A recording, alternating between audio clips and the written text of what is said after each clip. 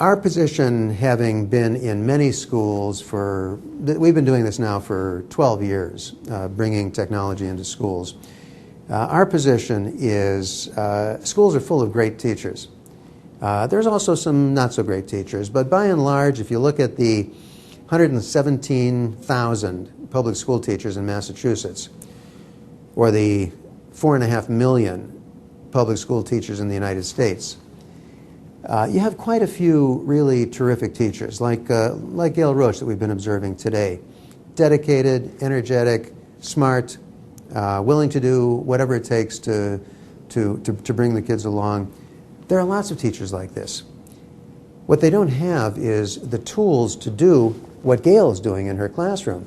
If every teacher was able to do what Gail's able to do, that is, figure out what it is that this particular student needs, give Ryan a call at 10 o'clock Sunday night and say, Ryan, could you do the following for me for tomorrow? Maybe not tomorrow, maybe Tuesday instead of tomorrow, and then have it available for that student pretty quickly. You would have test scores that would just shoot through the roof. The problem is that not very many teachers have the resources that Gail has. I'll pause for just a second. Let me just gather a few thoughts here. Yeah, okay, I know where I'm going. Okay, back on. A couple of months ago, the president visited a school in Boston to highlight some of the aspects of Race to the Top. He was introduced by Mrs. Gates, Bill Gates' wife, Melinda Gates. In her introduction to the president, Mrs. Gates said three things. She said, teachers need to have clear standards. They need to have efficient methods of assessing where students are, progress assessment, and they need tools to teach the material that we expect them to teach. Standards, assessments, tools. That's exactly what we provide to schools in this whole program, where the standards are in place. Massachusetts has standards. They've been in place for a while. That's really not an issue here. We know what the standards are. Tools. The kind of tools that we bring into a classroom for a teacher like Gail, those are the kind of tools that teachers need in order to meet the standards. And then the assessments. They have an assessment product in this district that they use. We use various assessment products in various districts. You do an assessment from time to time. You get your results. You find out whether your students have moved the distance that you thought they had. And if they didn't, you move them back to where they need to be, and you come up with some new material to teach them the content that didn't get across the first time. That's how you do it. Of course, you also have the daily assessment that's built into the instructional material that you're using. Each module, as I said before, each module has a test at the end of it. So if you want to, you can be assessing your students' progress every day, every hour. So assessment is in place. Standards are in place. What isn't in place is the tools. We have left our teachers out there with pretty clear standards, pretty clear assessments, and at the end of the year there's that final summative assessment, the MCAS. And then when those numbers come back and they don't look right, what do we say? We say, well, it's your fault. It's the teacher's fault. You didn't get the material across. Did we give them the tools to get the material across? No, we didn't. We gave them old textbooks. We gave them very limited technology. We gave them very limited access to software. Did we give them any support to keep instruction up to date, to approach students in interesting and current and generation appropriate ways? Did we give them the tools they need to do the job that we're charging them with doing? No, we didn't. This is one school. It's definitely one of the best schools that we have the pleasure to work in. But we're in a lot of schools. We're in 23 or so schools around the state, and we've been in many. There are very few schools where you could not accomplish something like what we have been able to accomplish here with the cooperation of the teachers and the administration. There are lots of good teachers. There are very few kids that you're going to run into who don't really want to learn if you give them the right opportunity to learn. If we could replicate the kind of support and partnership that we have here in every school in the Commonwealth, you would have no performance problems. When we're in a school and we're working along the way that we work with Gail here, things move along, things change through the course of the year. By the time it's MCAS time, which is now, we're focusing a bit more on the actual material that we know is going to be on the MCAS, but we've been covering that all year long. When you see the performance numbers that come back from Gail's class when the MCAS comes back, there's not going to be any problem. Her kids are going to mostly be proficient because we've covered the material, they've been engaged, they've been excited, they've been working right along, and we've been checking it. We've been evaluating them as they go along, so we're not going to have any big surprises. If there are students who are maybe not going to do so well, we already know that, and we have a pretty good idea of what the reason is. This is a kind of curriculum enrichment and teacher support that can be done for very little cost in absolutely every school in the country. There's no reason why we should not be getting much better performance from our teachers and from our kids if we just give them the tools, if we give them the support. They can do the job that we need them to do.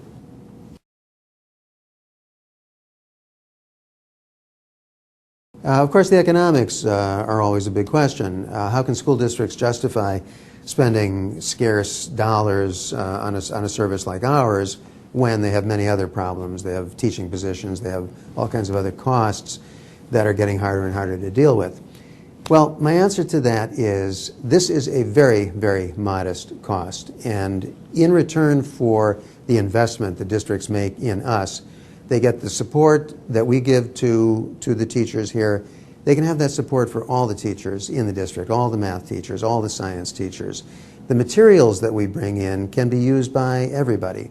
And we will be there throughout the year and the following year and the following year to make sure that the program is being executed with some fidelity, that the kids are getting the benefit, that the curriculum is up to date, that the best software as of today is available, not the best software as of 2 or 3 years ago, and that the entire thing, the entire program is moving along the way technology moves along, because the kids are up to date with the latest technology.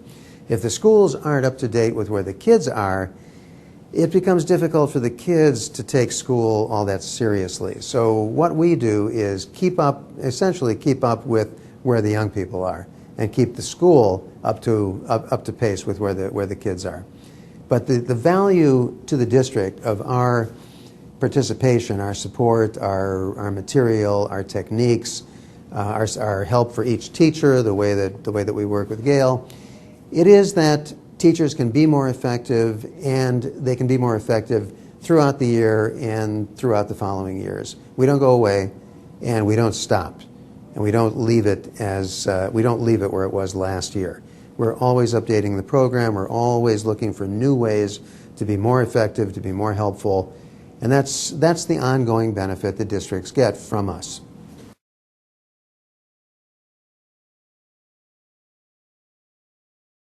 Technology is here.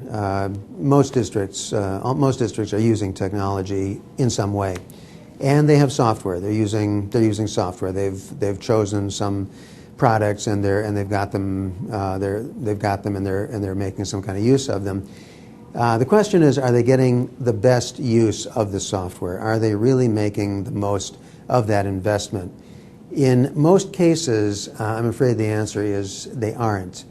In some cases, districts will buy some technology and they'll buy some software, and without enough professional development and help in the classroom actually moving the product into use, it just doesn't get used. It stays in the box, or it comes out of the box briefly and then goes back in the box.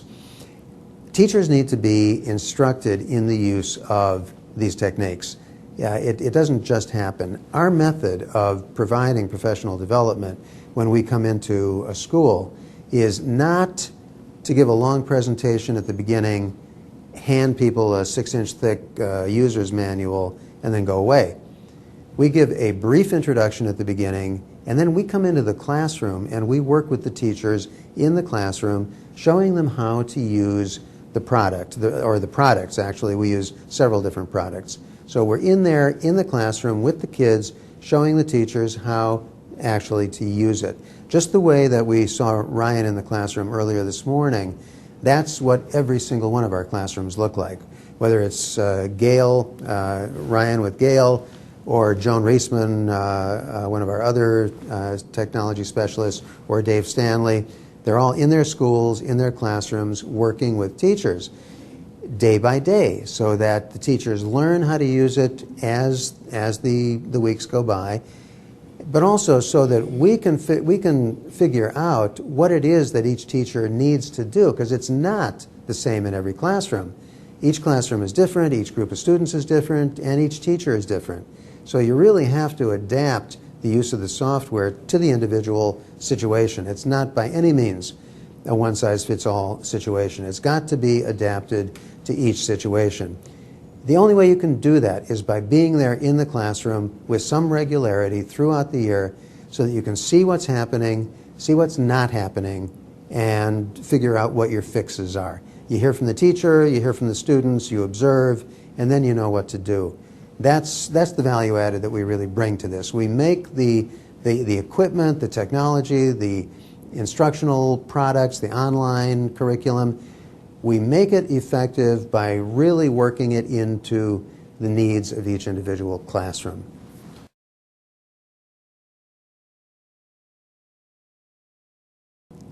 Most of what happens in industry nowadays is collaborative. You have teams working on projects. Sometimes a team will be an online team. Somebody's in India, somebody's in China, somebody's in Chicago, and that's the team that's working on a project.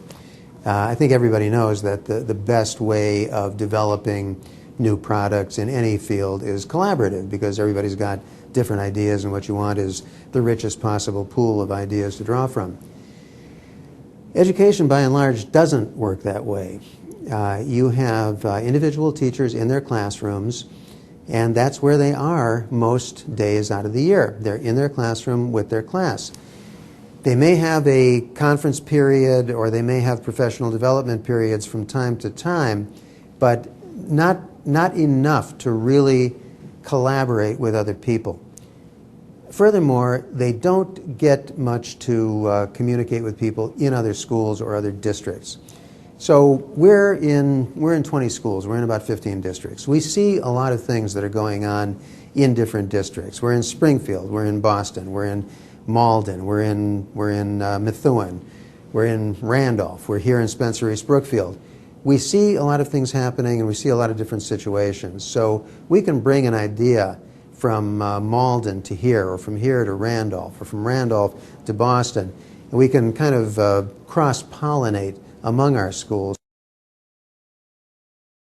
When we first started using instructional software, using technology in classes, one of our first programs was a summer program in a big high school in Boston.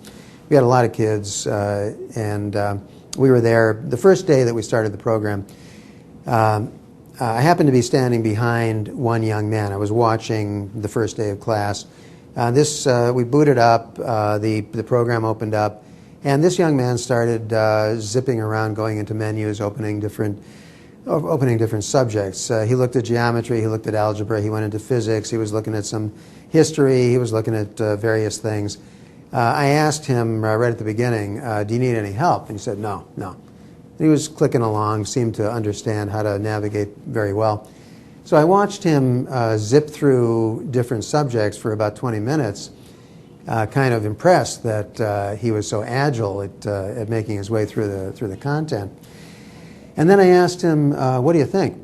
And he didn't stop, he didn't look up without even batting an eye. He said, it's cool, man, it's a better way of learning. I said, okay, that's it. It's a better way of learning. And from that time on, we've been just elaborating on that observation. It is a better way of learning. If you asked any of the kids that we were observing today, I think they'd all say it's a better way of learning.